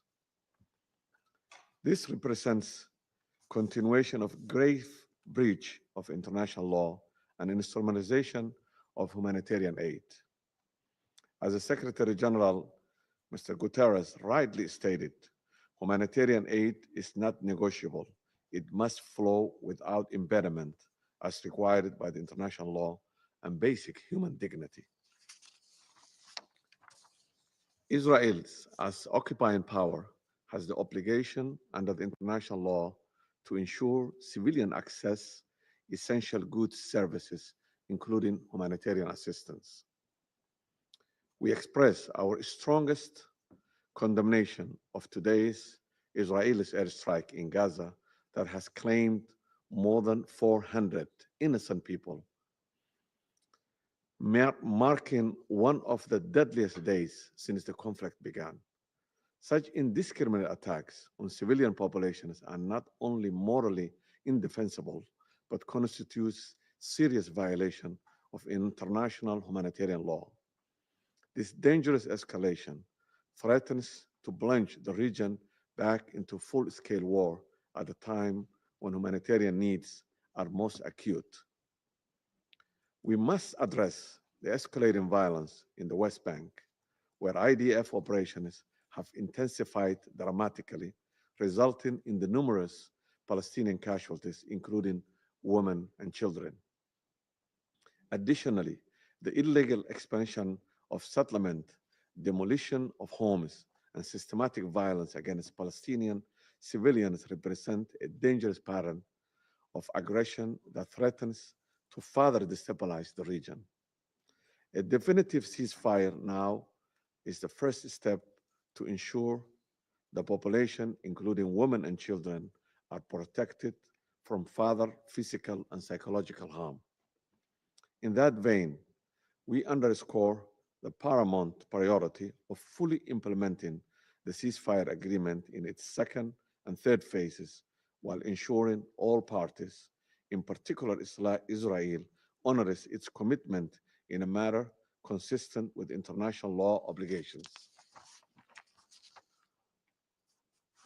On the occasion of the holy month of Ramadan, we call for the de-escalation across the occupied Palestinian territory, as well as an access for worshippers to blessed Al-Aqsa Mosque to free and safely perform their religious rituals in full preservation of the legal and historic status quo of the holy site in the occupied Jerusalem.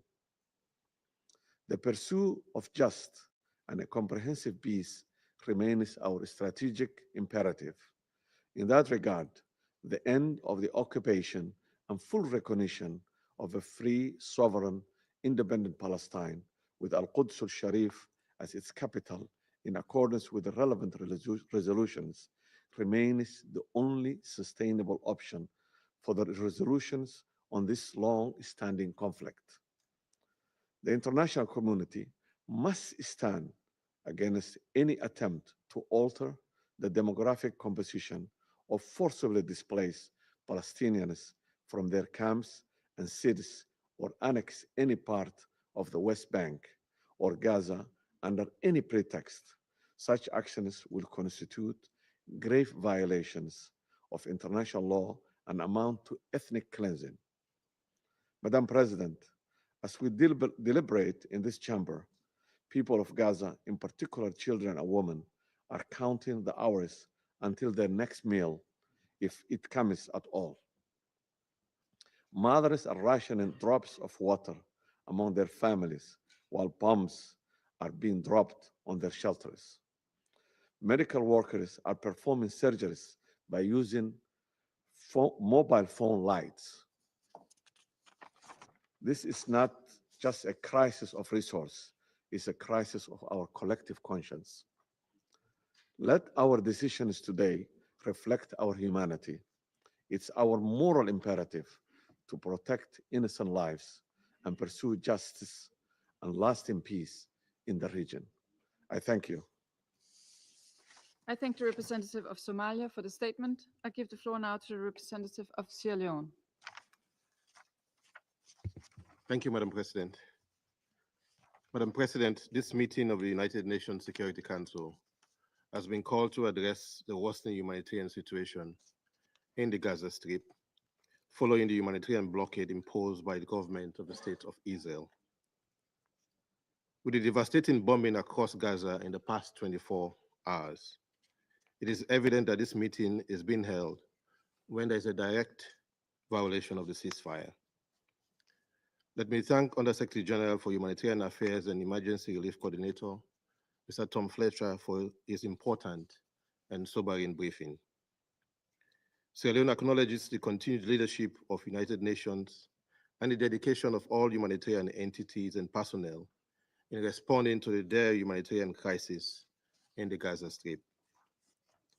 The ceasefire agreement reached by the government of Israel and Hamas in January 2025 was a significant development, demonstrating the potential of good faith engagement and political will in achieving tangible progress. However, while the agreement reduced violence, its implementation has been marred by severe challenges that demanded urgent redress and continued engagement. Madam President, colleagues, most critically, for over 2 weeks, the government of Israel completely suspended the entry of humanitarian aid and commercial supplies into the Gaza Strip. The consequences of this blockade have been devastating, deepening the suffering of civilians and exacerbating an already dire humanitarian crisis. The deliberate withholding of food, water, medical supplies, and electricity, particularly when imposed on a besieged population already facing extreme hardship, constitute, in our view, collective punishment, a violation of the Fourth Geneva Convention. Since March 2nd, humanitarian aid has been completely blocked from entering Gaza, leaving 1.9 million displaced persons without food, medical care, or other life-sustaining assistance. The United Nations Relief and Work Agency, UNRWA, and other humanitarian organizations have reported massive shortage of food, medicine, and medical supplies, further exacerbating the dire conditions in overcrowded shelters and hospitals.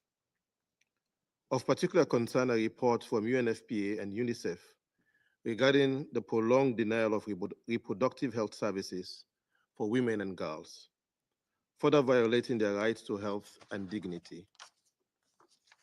The cutting off of electricity has worsened the crisis, rendering hospitals and health facilities unable to operate critical life-saving equipment. The collapse of the main desalination and purification plant has deprived thousands of families, including children, of access to clean drinking water, exacerbating risk of waterborne diseases and severe malnutrition. Under international law, the State of Israel, as the occupying power, has clear obligations under the Fourth Geneva Convention, requiring it to ensure the provision of food and medical supplies to the civilian population, to maintain medical and hospital services, and to allow and facilitate humanitarian relief operations and their rapid distribution. The deliberate obstruction of humanitarian aid in Gaza is a serious violation of these obligations. Additionally, Sierra Leone recalls the provisional measures ordered by the International Court of Justice in 2024 in the South Africa versus Israel case, which specifically required the government of Israel to take immediate steps to ensure unimpeded humanitarian access into Gaza. The continued blockade defies the court's binding ruling and further endangers the civilian population. It appears there is a manifest pattern of conduct directed at the Palestinian people that should cause this council to sound the alarm, as others have done. The airstrikes by the Israel Defense Forces in Beit Lahia, northern Gaza, reported to have killed 8 workers and journalists 3 days ago, raised grave concerns about a potential resurgence of hostilities after the ceasefire respite, increasing the risk of regional escalation and reversing the fragile gains made since the ceasefire. It has been further reported that overnight, the IDF carried out extensive strikes in the Gaza Strip, with more than 400 Palestinians reported to have been killed. Are these actions not a deliberate infliction of condition of life calculated to bring about the destruction of the Palestinian people? The collective punishment indiscriminate killings, and withholding of food, water, and medical supplies essential for survival. Like a canary in the coal mine, we must sound the alarm. The intentional deprivation of humanitarian aid, when combined with the scale of suffering, displacement, and reported rhetoric from high-ranking officials advocating for such measures, raising serious concerns. This Council and the international community has a duty to act and to fulfill its obligations. So Sierra Leone calls on the Security Council to take urgent action to ensure the immediate and full resumption of humanitarian aid to Gaza and to uphold international humanitarian law. We stress the importance of first, reaffirming that the State of Israel, as the occupying power, must comply with its obligation under the Fourth Geneva Convention and international humanitarian law. Second, ensuring full compliance with the ICJ's provisional measures which demand unimpeded humanitarian access. Third, supporting the protection of humanitarian workers who continue to risk their lives to deliver essential services under severe restrictions.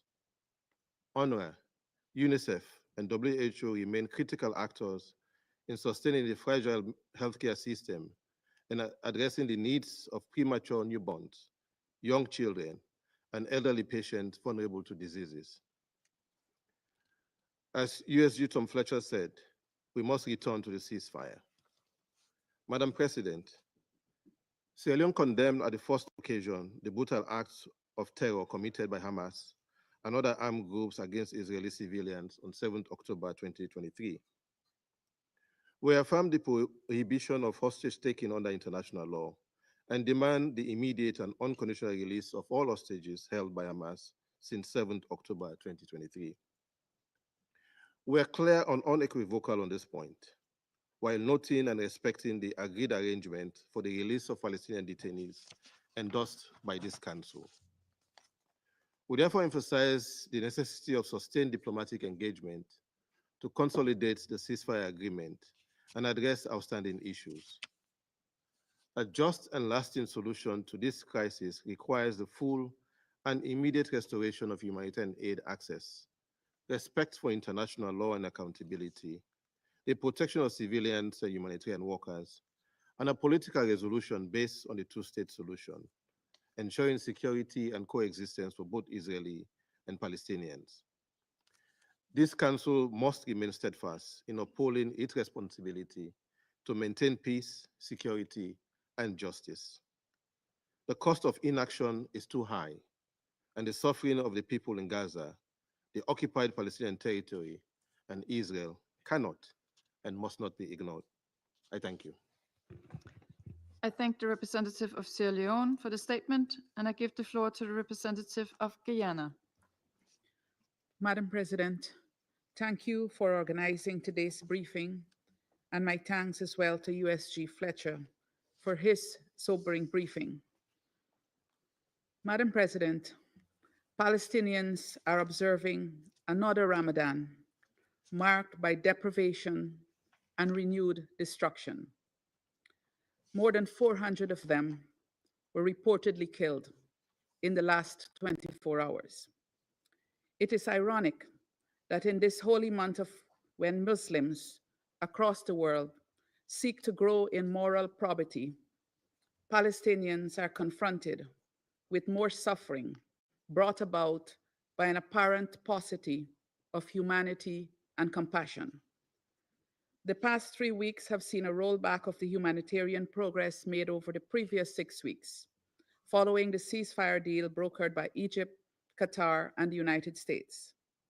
With the pause of the Israeli offensive in Gaza and the easing of several restrictions on humanitarian assistance, Palestinians, and indeed the international community, were hopeful that the situation would progressively improve, culminating at some point in a full recovery for Gaza.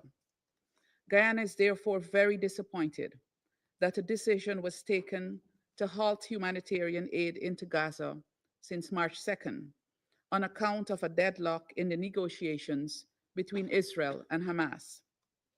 This decision is illegal since Israel is obligated under international law not to deprive civilians of the goods and services essential for their survival. Guyana is further disappointed that Palestinian civilians are again being made to walk the path of war, which has ravaged their lives and their land for over 15 months.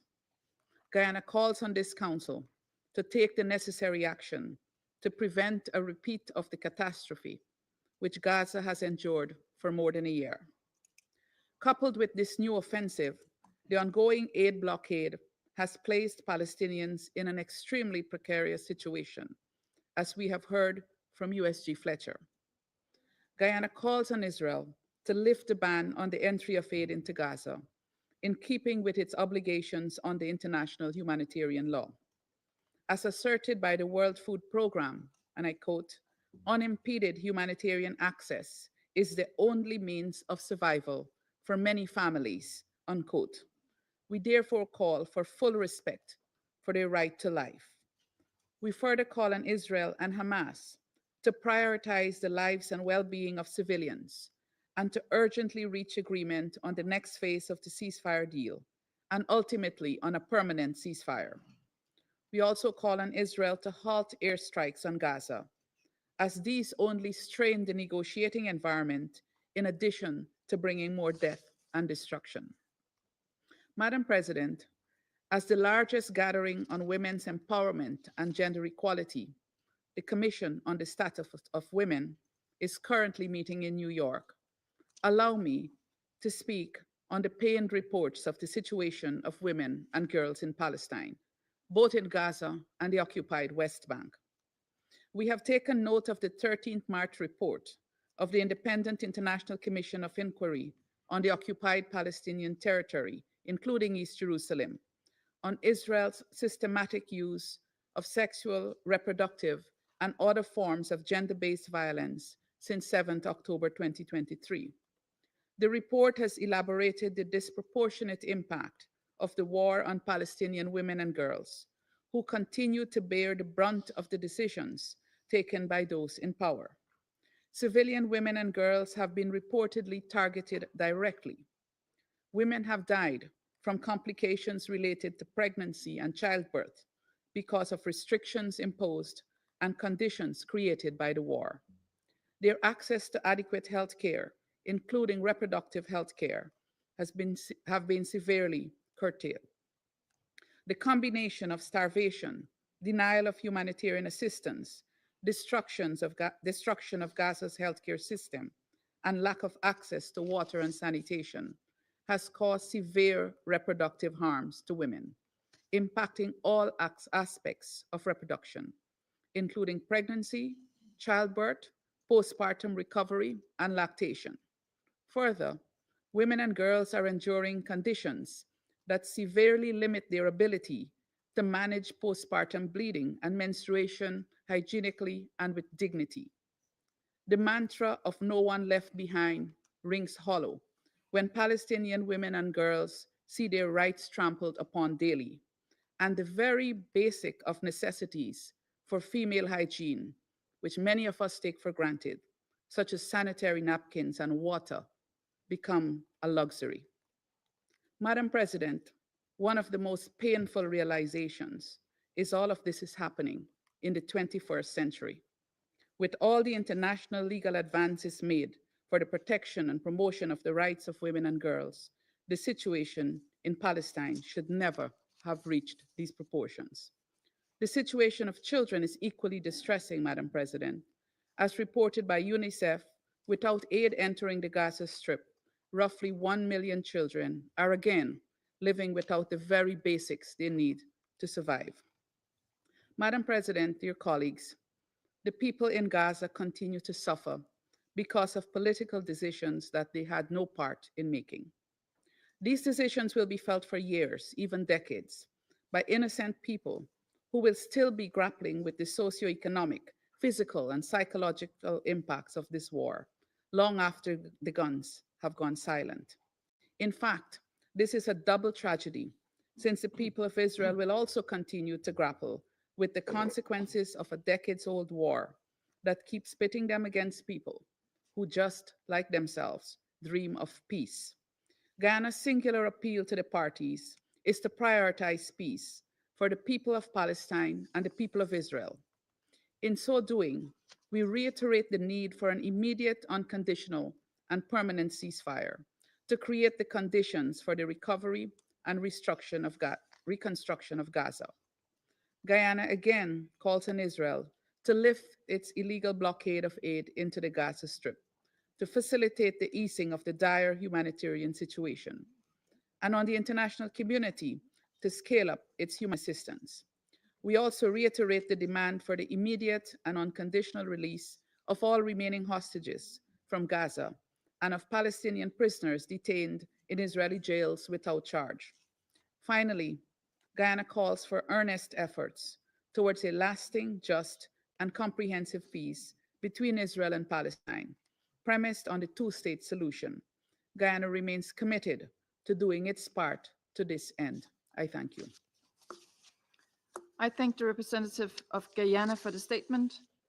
Before I give the floor to the representative of France, I would like to announce our, I'm sorry, I'm wrong here. So I now give the floor to the representative of the United States. Thank you. Thank you, Madam President. And thank you, Undersecretary General Coordinator Fletcher, for your briefing. Madam President, colleagues, the blame for the resumption of hostilities lies solely with Hamas. This brutal terrorist organization has steadfastly refused every proposal and deadline they've been presented over the past few weeks, including a bridge proposal to extend the ceasefire beyond Ramadan and Passover, to allow time to negotiate a framework for a permanent ceasefire. Hamas refused this offer, preferring still to hold hostages captive and hide amongst the people of Gaza, using them as human shields. It is the people of Gaza who will suffer further because of Hamas's disregard for human life. Madam President, in this context, I want to respond to the allegation of indiscriminate attacks by the IDF. The IDF is striking Hamas positions. It is well known that Hamas continues to use civilian infrastructure as launching pads, and the United States condemns this practice, as should others. President Trump has made clear that Hamas must release the hostages immediately or pay a high price, and we support Israel in its next steps. Hamas must release the hostages it abducted more than 17 months ago. Doing so would enable loved ones to be reunited and allow the return of remains for those killed while being held by Hamas. Unfortunately, Hamas has refused all attempts to find a way to extend the ceasefire. It has been weeks since Hamas has released any hostages. We must recognize Hamas's savagery for what it is. This terrorist organization committed the worst massacre of Jews since the Holocaust, raped and engaged in sexual violence toward Israeli hostages and other victims of the attack, released multiple hostages in a condition reminiscent of Holocaust survivors, and murdered and then paraded the coffins of the Bibas children through the streets. President Trump has been clear. All of the remaining 59 hostages, including New Jersey resident Edan Alexander and the bodies of 4 Americans murdered by Hamas, Itai Chen, Gadi Hagai, Judy Weinstein Hagai, and Omer Nutra, must be immediately released. Behind every terrorist group like Hamas or Palestinian Islamic Jihad, behind every act of violence, behind everything that threatens peace and stability for the millions of people who call this region home, is Iran. The countries of the Middle East have an historic opportunity to reshape their region in a way that affords all its people a better path forward. Stronger ties between Israel and its neighbors offer an alternative to Iran's malign influence and state sponsorship of terror. The United States will do its part with our Arab partners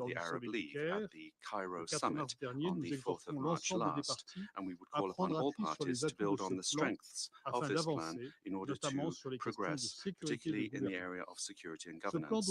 This plan must exclude Hamas from governance in Gaza. The movement must be disarmed, and it must provide solid security guarantees to Israel. The future of Gaza must go hand in hand with a global political resolution of the Israeli-Palestinian conflict. And it is with this goal in mind that France in June 2025 will co-chair with Saudi Arabia an international conference on the implementation of the two-state solution, Israel and Palestine, here in New York. This is the only path that will allow Israelis and Palestinians to live side by side in peace and security. But for the moment, what is urgent is to stop the bombing, resume humanitarian aid, and to release in dignity all of the hostages. I thank you. And I thank the representative of France for the statement.